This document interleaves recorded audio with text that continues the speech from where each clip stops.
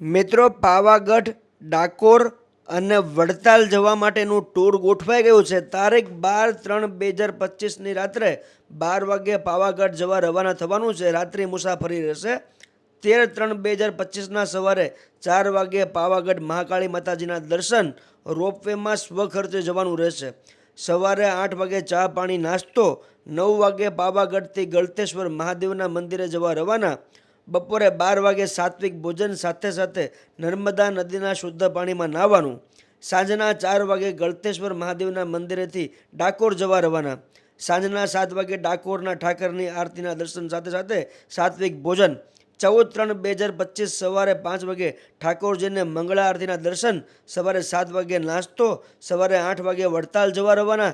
સ્વામિનારાયણ ભગવાનના દર્શન કરવાના. બપોરે 12 વાગે સાત્વિક ભોજન અને સાંજે 4 વાગે સુરત જવા રવાના. ઓમ શક્તિ તીર્થ દ્વારા જોરદાર ટૂરનું આયોજન છે. ભાગ લેવો. વધારાની માહિતી માટે કોલ કરી લેવો.